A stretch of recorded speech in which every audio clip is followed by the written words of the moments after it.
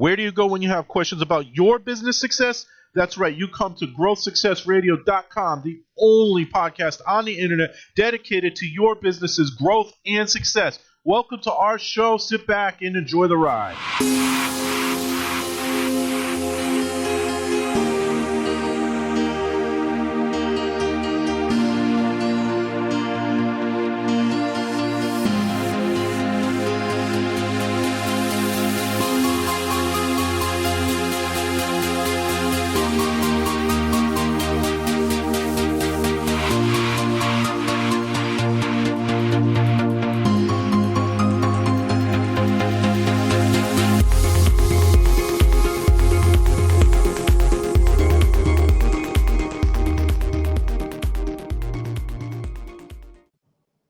Okay, this is Growth Success Radio, our weekly blabcast where we talk to business owners, and last week we even talked to a nonprofit owner about successes, challenges, marketing, and all kinds of good stuff about business.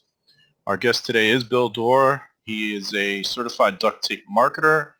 He uses the Rainmaker platform, so we're going to talk about those things. He's also a certified client.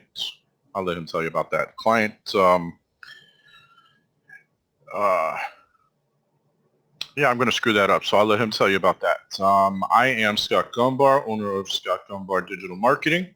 So what I do is I help businesses find clients using the internet. And, let me change my picture here. And to my right as I'm looking, I think it's to my left as you're looking, is Josh Traeger. He's the co-owner of Traeger Insurance, so I'll let him tell you about that. Yeah, I'm Josh Traeger, principal owner of Traeger Insurance Group, filling in for Eugene Resnitsky for another week. We're an independent insurance agency, no ties to any corporate company, so whatever advice we give is pretty much unbiased, and we look at it from an independent view. And Bill Doerr is trying to join as we speak. We've got the pulsating Bill Doerr image. He's the owner. There he is. Here we go. Bill, how are you? Good to see you guys. Good. Bill, this is meet Josh. I don't think you've met Josh before. No, Bill, how's it going? Hey, Josh. As I was saying, Bill is owner of SellMore Marketing, but he's got a few other things going on, so we're going to talk about all of those things today. And he's going to share some Doerisms, right, Bill? I don't know. We'll try. We'll see what happens. All right, so I messed up. My camera wasn't working, and I accidentally started and then ended the scheduled session. So I've notified the audience, and as I see Josh has done as well. So hopefully we get some people in here. But either way, we're recording. So Bill, tell us about SellMore Marketing. Tell us about Bill Doerr. Well, SellMore Marketing is a company that was started back around 2002, and we do, I'll say, marketing for people who are primarily in service fields, tax, financial planners, and we help them to attract more small business clients.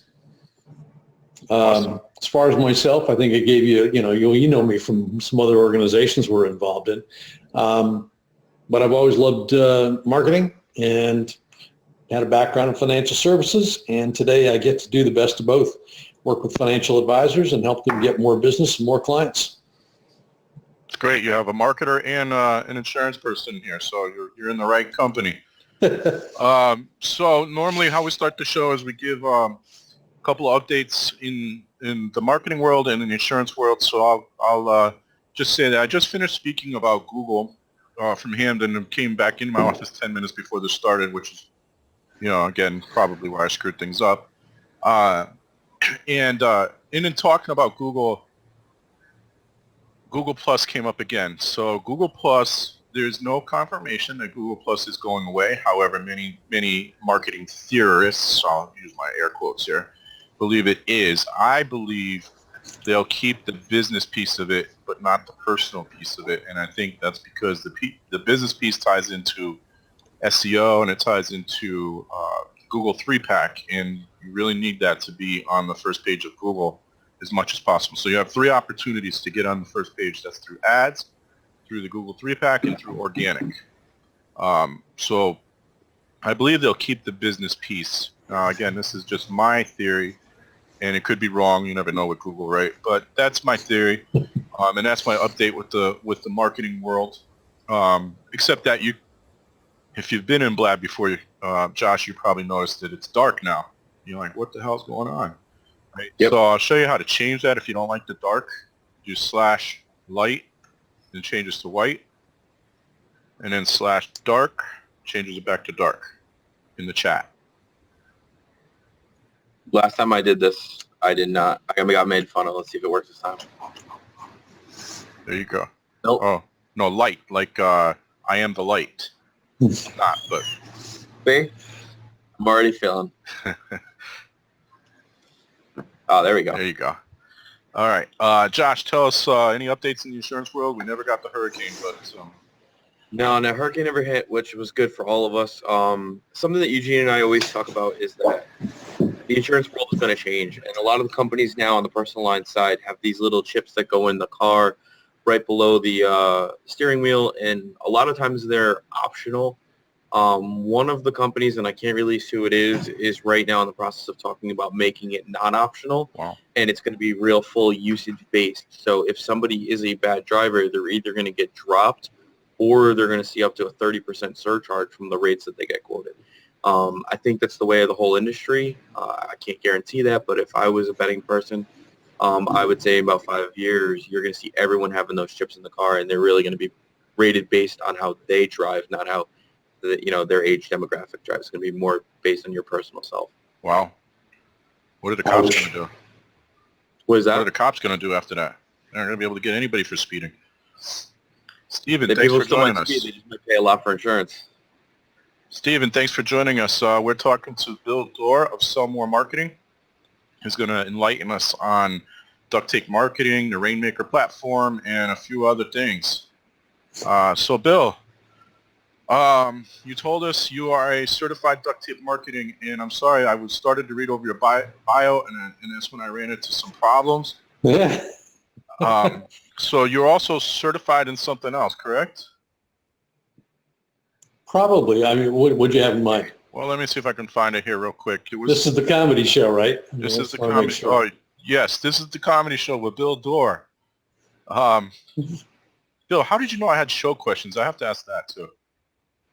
Oh, I don't know. Just unlucky. Colleen tell you. Get Clients Now. You're a licensed facilitator of Get Oh, Clients Now. yeah, with Dick, yeah, yep.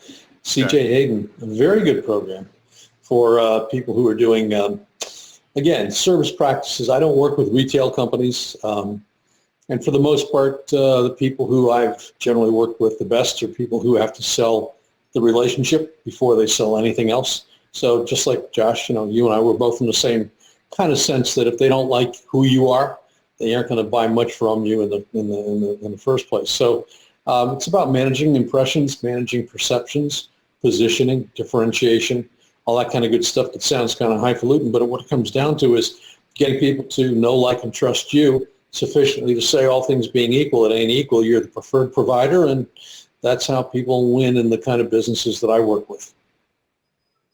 Okay. And a lot of people don't know what duct tape marketing is. That's very true, actually. I've got more people go, what the hell is duct tape marketing? Duct tape marketing is an organization based in Kansas City, Missouri, or Missouri, as they say out there. And it was started by a gentleman named John Janch, who is the author of a number of books all around different aspects of marketing. John came out of the advertising industry many years ago, fell in love with working with smaller companies, and ended up about, I guess it was 2006, he put out a little email and he said, I'm looking for 10 people who want to become coaches with us. And for some reason it struck me, and we gave him a call, and we went through the process of asking him, what's it look like to get into the program. And one thing led to another, and here I am about almost 10 years later. So I was one of the first people, and I've probably been in there the longest. But it's a great organization. The network of people, there's about 85 of us now all over the world, mostly in the U.S. and Canada. And it forms a real good collegial group of people to play, ideas off of and get feedback from and learn about things that I personally wouldn't have the time to do. Just like knowing someone like you who can spend more of your time and have greater expertise with social media than I would ever want to or hope to, allows me to be able to say I can still address it if it comes up, but I don't have to be the person responsible for it. So think about like a medical group, and we all have our different areas of expertise, but together we form a pretty good group of people who can pretty much handle anything that comes up for a business with marketing. So what do you think distinguishes it from normal marketing? What, duct tape? Yes. Probably not so much duct tape, because I'm going to say that sounds kind of disingenuous, but what I really mean is that it's like, everybody's got good stuff. And truth be told, I'll bet almost everything that we have in duct tape has been developed someplace else. It's been modified, improved, but it's pretty much, the same basic stuff. What it comes down to is who you're working with locally that is going to deliver it for you. So, everybody goes to medical school, but different doctors are, treated differently by their patients, and some patients prefer one over another. It's the same body of knowledge. It's how you apply it. So I'd say the difference is always at the local provider level. Okay. Okay. Can you tell us a little bit about the Rainmaker platform? Rainmaker is a new web platform that's really running on a WordPress background, but it was developed by Brian Clark, a copy blogger. They're also partners with Duct Tape Marketing. So I think it was last October, November, we started getting a chance to play with it. And what it does is it's probably, maybe this is my version of how I look at it. I would call it kind of a poor man's HubSpot. It's not going to cost you an arm and a leg. It's going to give you incredible analytics. It'll help you to do a lot of things that you might not get in one platform without cobbling a bunch of different things together. And because it is WordPress, most people who know WordPress can be very comfortable getting around with it. But it allows me to do things like offer courses, process payments, but it's all in and integrated. You're not trying to find plugins to make things happen all over the place. It's all built together. And for that reason, it's a pretty cool little platform. It's gaining a lot of popularity right now. It is. It's something that I've mentioned this name to you before, and not such a good conversation about him. But Chris Brogan is really big on it. Yep. So Josh, you don't know the story, but I've had a Twitter battle of sorts with Chris Brogan. He's actually blocked me. But he's a pretty high profile marketer. So he's pushing Rainmaker, and I'm not sure, is he a duct tape marketer too, or? No, he's not. But he's part of the crowd, yeah. Okay, so he's big on the Rainmaker platform for sure. So that's interesting. I knew Rainmaker was a web-based platform. I did not know that it was based on WordPress stuff. So that's interesting. Yeah, someday if you want, I'll be happy to take you behind the scenes and poke around. Yeah, that'd be awesome. So you have a couple other projects that you're also working on and developing, and I've heard some of the pain and agony that you've gone through with some of this. So you want to share those projects with us?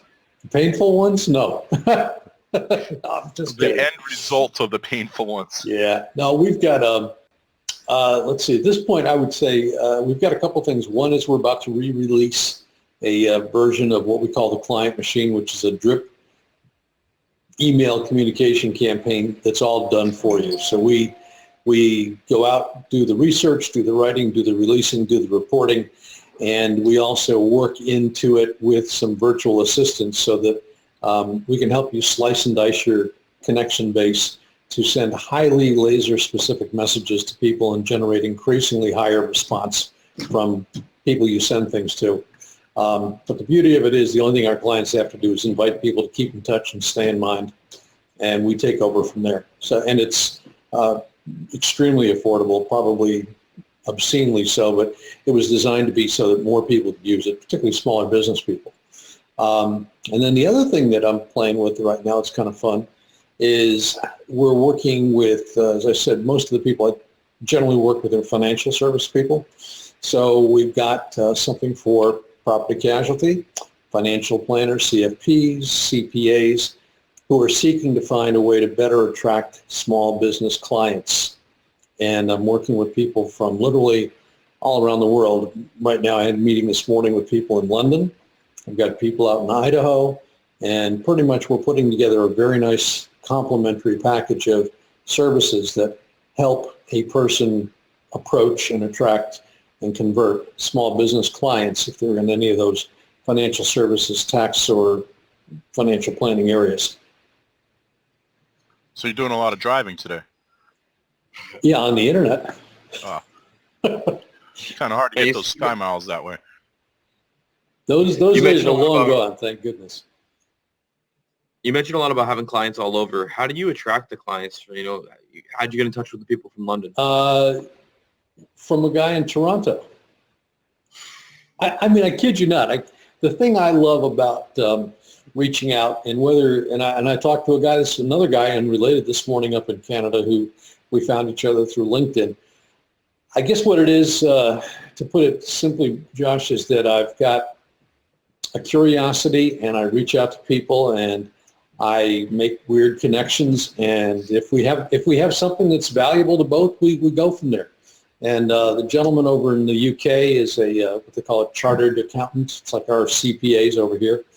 And he's got a program that is just absolutely a phenomenal tool for helping small businesses grow their top line revenues and the bottom line profits by about 20% a year.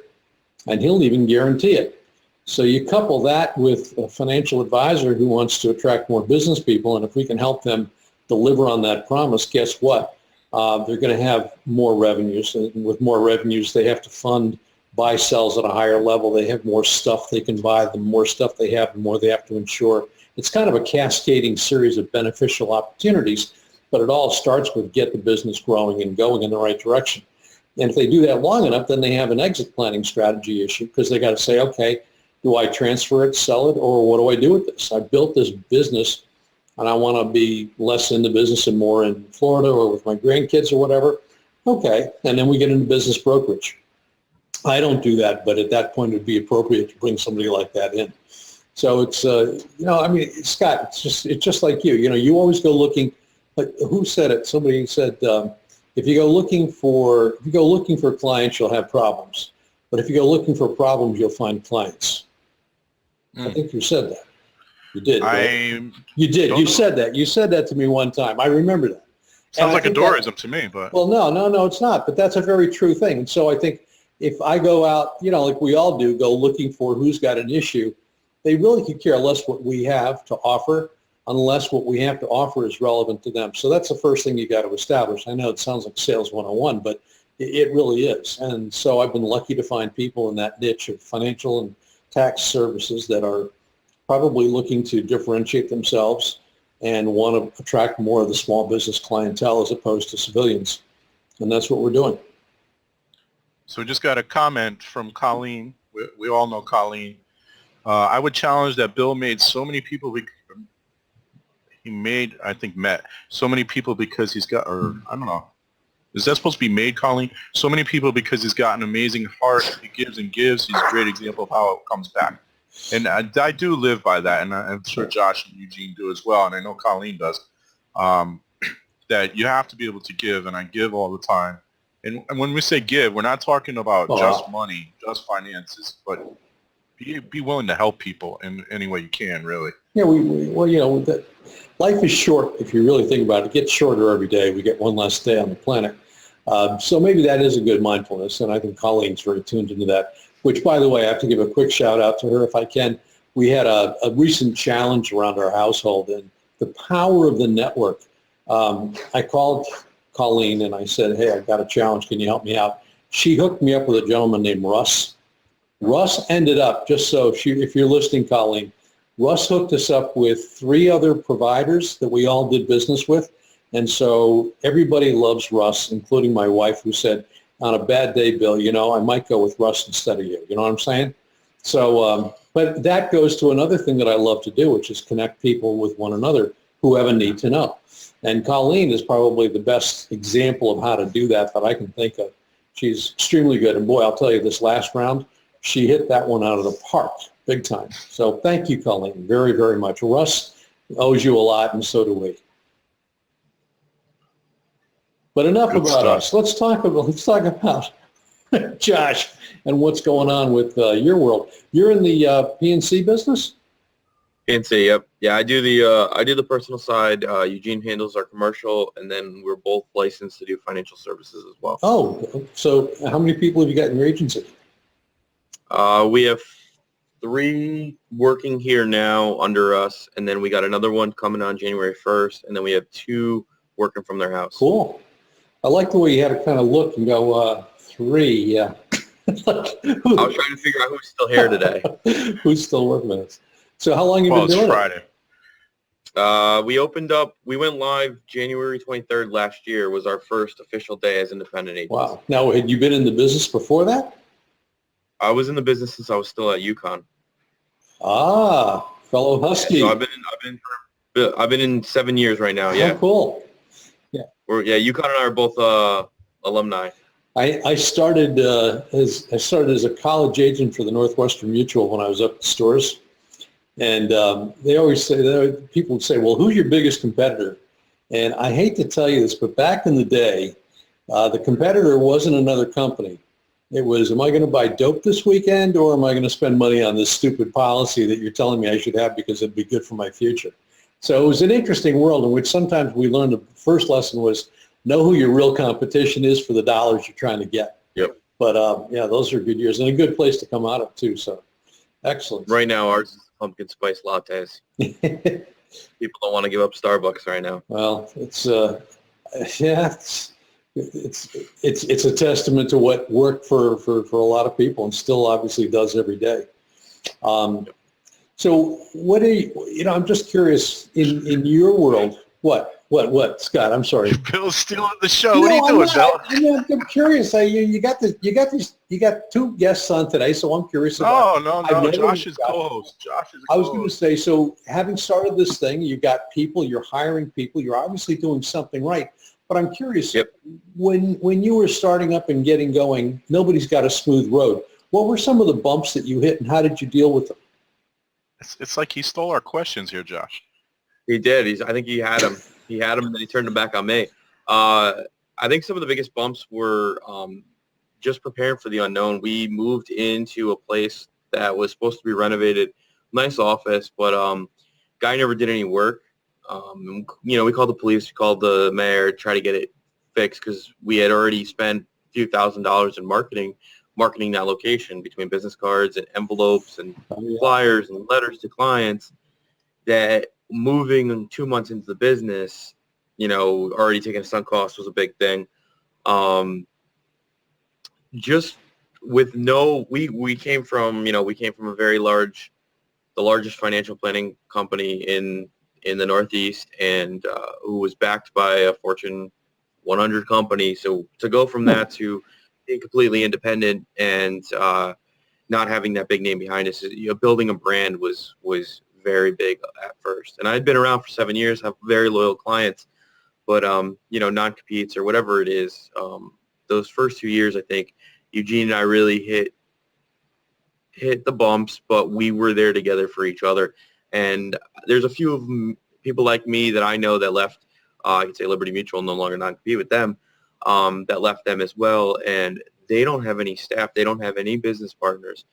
And, they always go, well, we can't compare you to us because you have a business partner. And I said, but you can, because you had the ability to sell half your company or a percentage of your company to bring other people in. And that's what I did. Eugene and I partnered up, and we're truly partners. And I think that made it it made the bumps a lot smoother. I don't think there was the real peaks and valleys that I would have had if I was completely alone. And I think Eugene would say the exact same thing. Cool. So, Bill, Eugene is my normal co-host. Josh is filling in. He's been filling in for him. I filled in not last week, the week before. Colleen filled in last week because Josh, the irony is at the beginning of the show you said if you were a gambling man. But where were you last week, Josh? I was drunk at a poolside in Vegas last week. And how did the trip end up getting paid for, Josh? Gambling. But here's the funny part. I lost on the tables. And then I lost really quickly, but I watched my friend, and my friend didn't lose 3 straight hands. So there was this one time where I said, listen, he had lost twice in a row. I said, put a $100 bet down for me.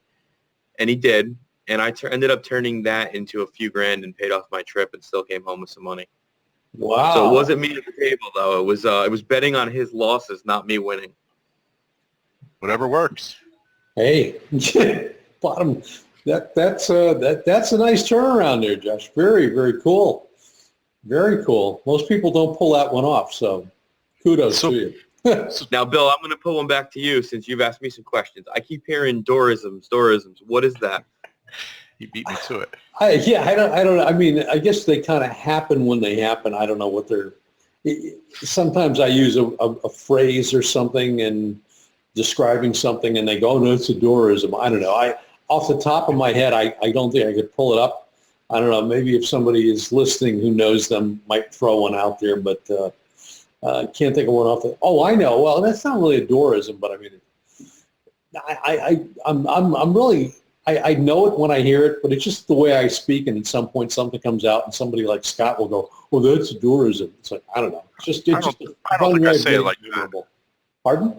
I don't think I say it like that. Well, how do you say it? I mean, usually, oh, that's a Doerism. I don't say it like that. Stop it, Bill. So Colleen put a couple up earlier. Well, With every ounce of pain sprouts a new source of success. Now, I don't know if that's Colleen's or somebody else's, but I think that's a Doerism. And then there was another one I read earlier. If you wait for all the traffic lights to turn green before you leave for work, you'll never get there. That's a Doerism. Oh, that's a Doerism? That's what she said. And then, wait, here we go. I've said that, but I don't, well, okay. One-armed coat hanger. I'm not really sure what that means. Where is this? Is there? Are you on a computer? Yeah. The last thing I got was about. It's a great example. I'm going near the top. No, I'm going to the bottom.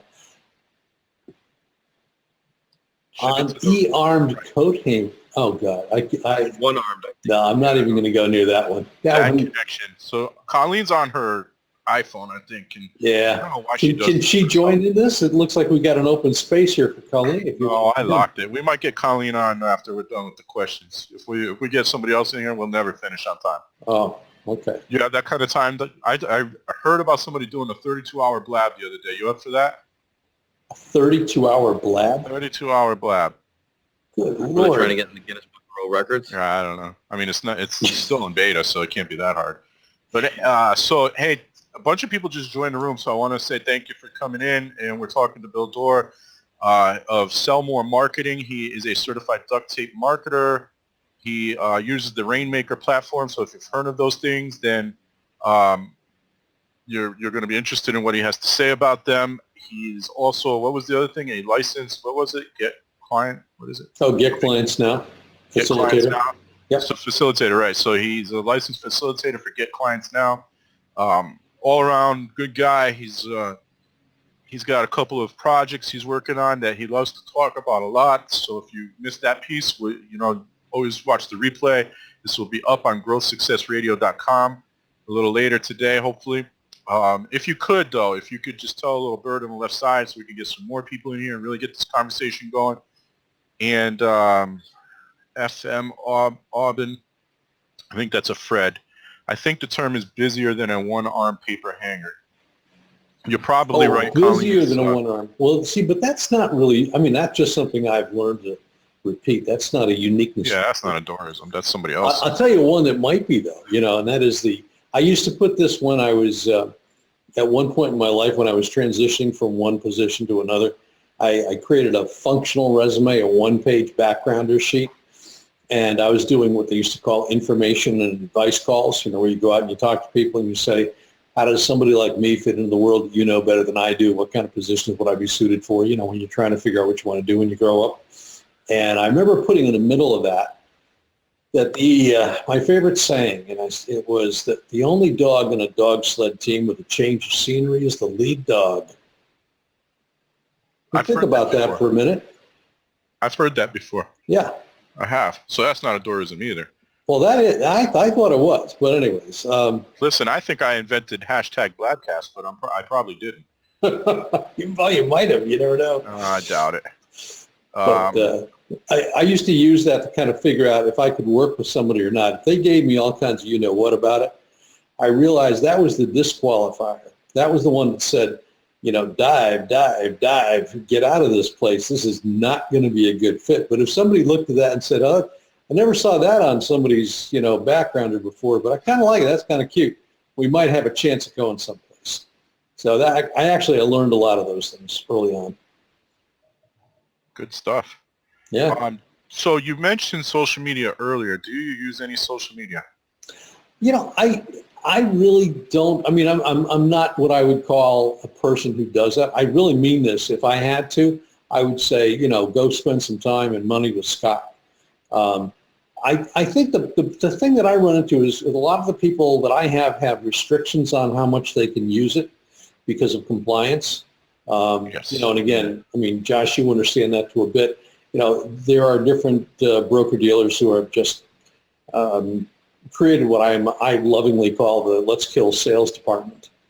And the communication, well, really, it's true. It's a difficult we call thing. it sales prevention unit. Well, but I mean, in all fairness, there's a reason for it. I mean, we live in a very litigious world. Look at, this kid goes up to hug his auntie and breaks her wrist, and she gets to sue him for $100,000. I mean, Have you been on our Facebook page? No. That was literally our last post was talking about that article. Well, but lawyers will tell you, if you want to sue somebody because they look like a ham sandwich and you hate ham sandwiches, you can sue them. Unfortunately, we don't have the system like they have in Britain where if you bring a frivolous lawsuit and you lose, you pay everybody's costs, including the court. And that, I think, is actually not a bad thing because you got to really kind of say, is this something I really want to think I got a shot and get it. But if in general, that's one challenge that I run into. So for a lot of them, social media is still an area in which while they know they need to do it, they're really kind of going, is it okay? Is it okay? And a lot of them go, you know what? And I'm just going to go back to the old-fashioned style of saying, who do I know who knows people that I want to know? And how do I get those people to come into contact with me or me with them? And basically, it's old-fashioned referrals and networking, far more likely to be the kind of media that's social for the kind of clients that I have, as opposed to putting things out on social media for their business. Personally, that's one thing. But for business, it's not really what I or the clients that I work with spend a lot of time on. Bill, most people when in financial services, when I tell them what I do, they do this to me and they run away. So I can't talk to you. But Colleen says you're great with LinkedIn. And I have seen you post some things on LinkedIn. Well, I think it's funny. I was talking with a guy earlier today about different media and where do you do, because he's actually a virtual assistant who does social media marketing for people behind the scenes. So I said, well, where do you go? What do you do? And he basically said, for business people, it's always likely to be LinkedIn. He said most people aren't, unless they're doing business consumer kinds of stuff, they won't use Facebook, Pinterest as much. They should if they're in those areas, but for a lot of the pure business-to-business professional services people, LinkedIn is the safe ground to play in. So that's a good medium. And I guess that is social media, but I just think of it as LinkedIn. It's funny, I don't put it in the same category as I would all the other kinds of options you have for social media.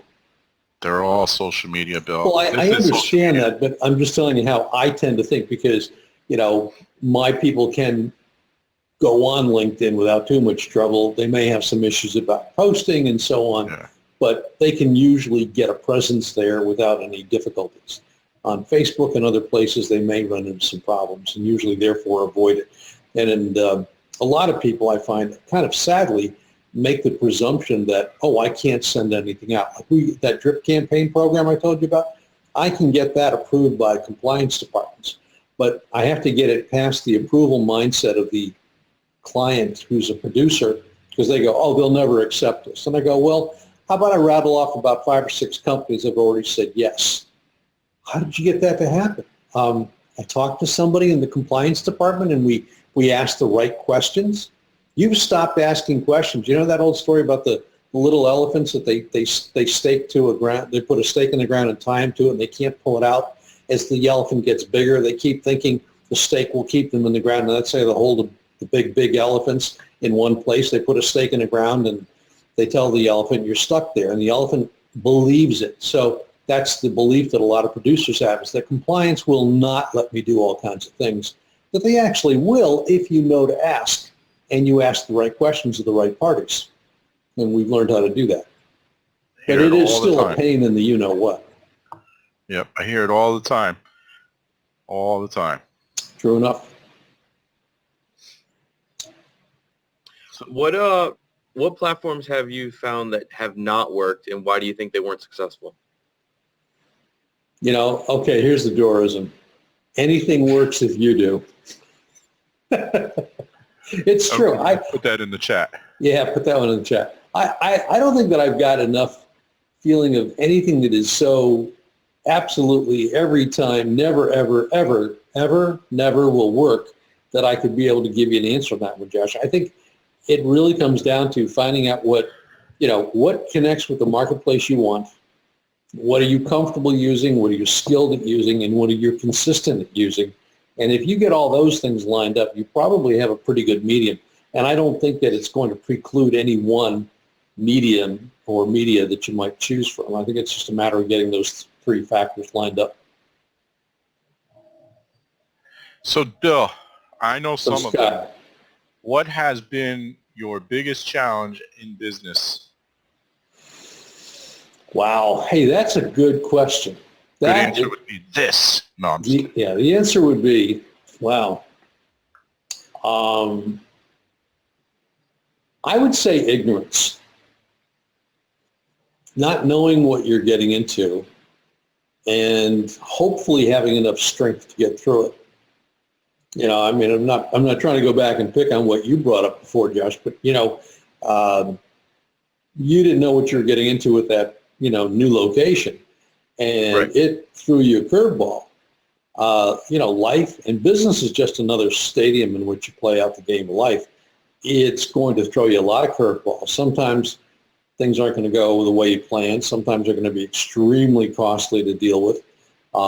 We kind of joked about it, and I'm not going to belabor it, but we've all had people who disappointed us. Sometimes that disappointment is not just emotional, it's very financial. Sometimes people do nasty things that you'd say in another lifetime, if you believe in that, you're going to find that there's going to be a day of reckoning, and they're going to have to deal with their choices they made here, but not for me to worry about it. But it's all from, if you knew what you were getting into, you might never have gotten into it. I think that's the whole thing. It's just figuring out how to be open to what business offers. But I will say this, business offers self-employment, but self-empowerment too. I don't think I would ever have been happy being an employee. In fact, I know at some point I just snapped and I said, never, ever again. I did that for a while, and at some point you go, I can't do this. I won't do this. And then that was good. So I'd say it's getting to taste life on the edge. I work with Walt Hampton as a coach, and he's got a book called, Living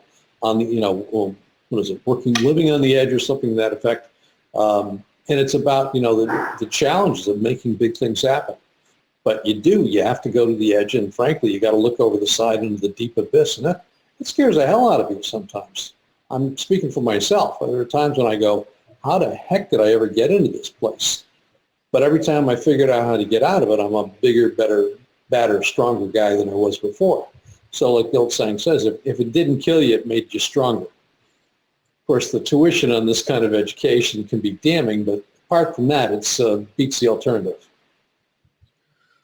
Conversely, what's your biggest success to date? That's a good question, too. Thanks, Bill. Well, yeah, I'm going to say it's not so much in business, but it's related to business. I just celebrated 25 years of marriage with my beautiful, lovely Joyce, who has gone through a lot of changes with me, a lot of challenges with us. And I guess in some ways I look upon that as probably, they always say, when you find out you got 6 months to live, what you did during your life seems to pale with what you've done for other people and with other people. I'd like to think I might have done something good along the way, and probably she's as emblematic as anything I can think of, because to some degree you have to be not totally selfish. And I'd like to think that business gives me a chance to be able to do things for other people that might otherwise not happen. And I'm very mindful of the responsibility that comes with that. So if somebody needs something I can do for them and I can help them, I'm more than happy to do it, knowing that we all get so many days to play with, and hopefully I make the most of each. Do I know the sports pat story? Colleen wants to know if I know the sports pat story. Sports coat. Oh, the sport coat. Sport coat. Oh, God, I can't believe she remembers that. Remember we used to meet at the, what was it, the Cracker Barrel? Yes. Down there in Wallingford? Yep. And there was one time, I think it was Colleen and I were the last two in the meeting, and we were sitting there, and this gentleman came over who, I don't know, I got a good feeling about this guy, but he came over and he just paid me an extremely nice compliment about the sport coat I was wearing. And something told me intuitively, Colleen would love this. It was my feminine side coming through, and it said, "Ask the man if he would like your coat." And I did. And he said, "I really, really would." I said, "Well, if you would really want the coat, it's yours." And I said, "The only deal is, here's the deal. I can't give it to you for free. But the payment is you have to do something really, really, really nice for someone else that you have yet to meet when you have an opportunity presented to you like you presented to me." Nice. And Pay he it said, forward. "Cool." So we switched. We paid it forward, and he got himself I think a nice coat. It turned out he was moving into Connecticut. He was trying to get himself established, and it wasn't a weird thing at all. It was just a really gracious opportunity I was given, and I was fortunate in the position to be able to do something nice for the guy. I think he appreciated it. I hope he did, but I know I did, and it just happened to be witnessed by Colleen. So yeah, the old story about I'll give you the shirt off my back. Well, I didn't have my shirt, but I gave him my jacket. So. Or whatever. I think I remember that day. It was pretty cold that day too. I don't really Yeah, recall. we've only been there a couple times. It was pretty cold. But this is the day I was thinking of. It could have been. Could have been. Yeah. Let's see.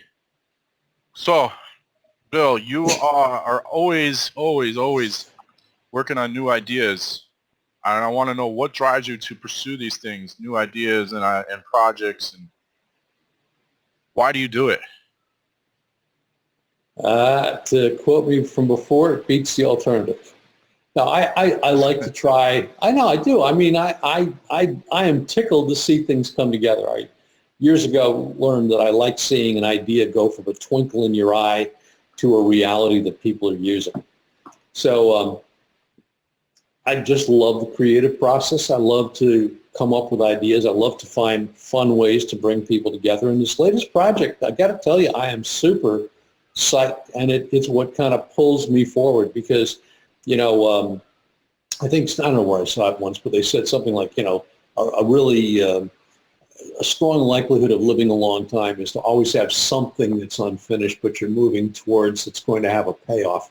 It's about the journey, not the destination, but the destination is where you're journeying to, right?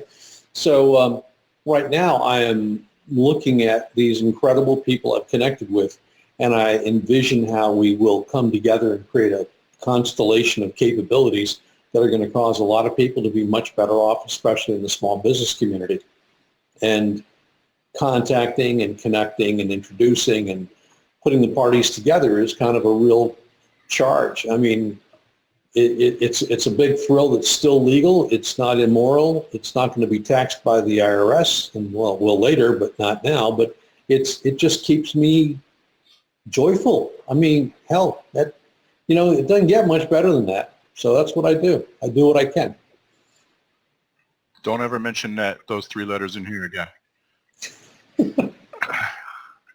All right, so Bill, we do this to every guest. It's time for the fast fire rapid round, final four, whatever you want to call it. But we have 4 quick questions, and you got to do your best to answer them. They're not overly complicated. We just make it sound like they are. So I'm going to lead off with your favorite business book. I think I My know this favorite business book. Oh God, I've got so many, and I'm reading several right now.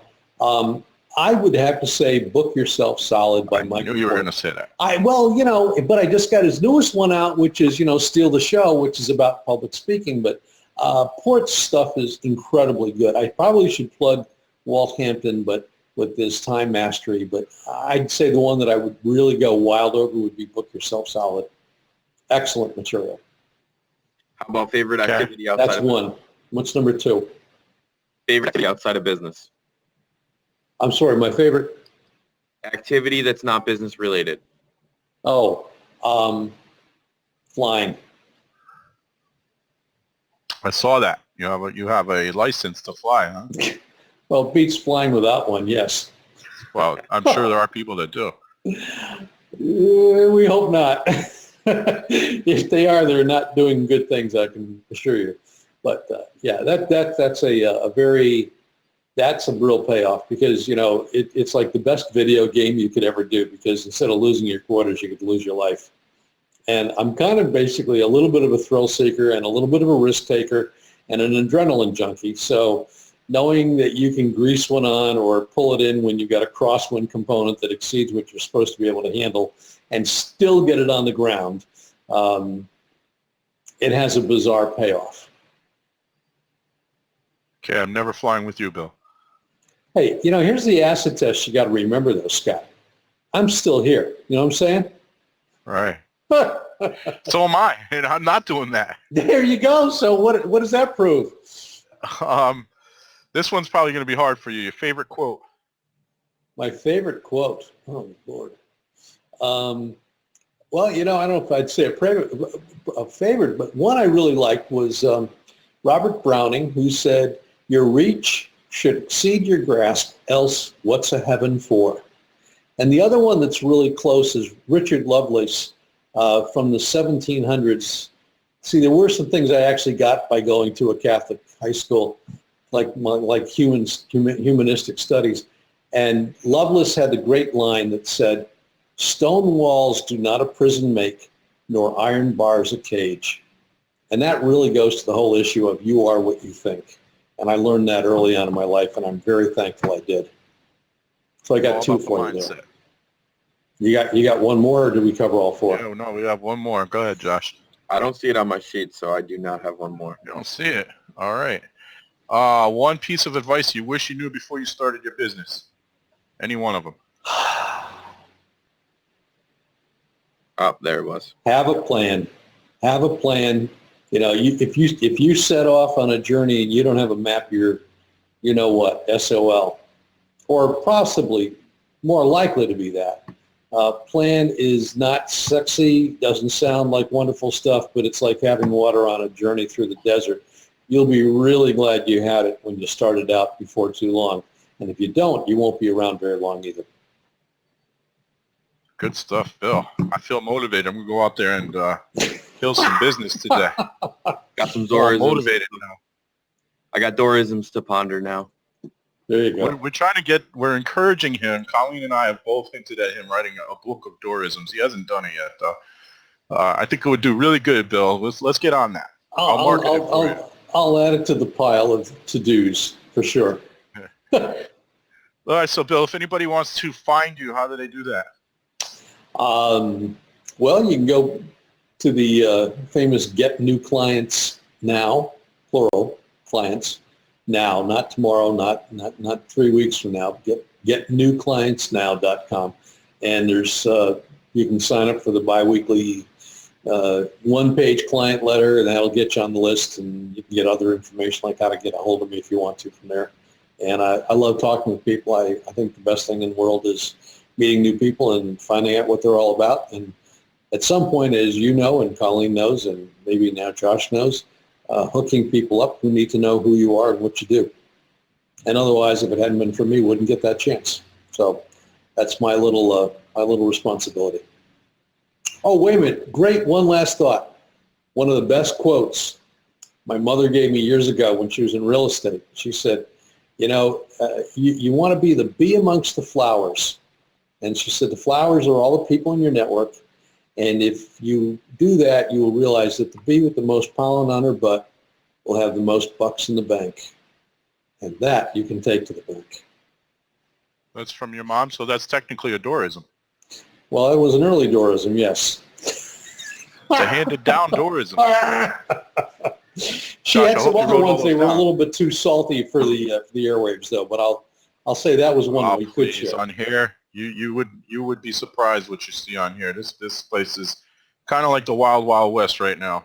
Yeah, well, I didn't want to offend any proprieties either. So So Bill, thanks for joining pleasure. us today. I know we had a little bit of complications this afternoon. I keep saying this morning because we're normally on 10 a.m., which brings me to my next point.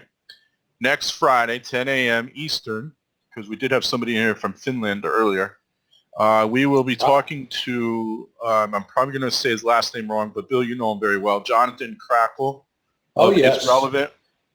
Hopefully, he has not 100% confirmed, but he said most likely he'll be on. Otherwise, we may have to do an open forum or something. So he's got an awesome product himself, putting TVs into businesses of all kinds, and they control the content on these TVs. It's a pretty awesome thing. So we'll be talking to him next Friday, 10 a.m. The website is growthsuccessradio.com. Josh, thank you for filling in for Eugene again. I appreciate it. Thanks, Bill. And Thank Bill, you. thanks for coming on. My pleasure. Thoughts, gentlemen? We're there. Go Jets. Go Cubbies. I don't know. Oh, come on. Let's have the Cubbies for a change. God bless. They've been waiting so long. I'm glad the Falcons lost. So, it's going to get political now. No political. Theo Epstein used to be the GM of the Red Sox, got them to the World Series after, 86 years? Now he's got the Cubs on the brink of a World Series. Come on, this guy's a genius. Number two, Doing something right. everybody go watch Back to the Future. They win. That's right. Same year. And Bridge of Spies. Yeah. All right, gentlemen. It's been fun, Bill. Thank you so much, guys. It's been a pleasure. Oh, there's no way to end the recording.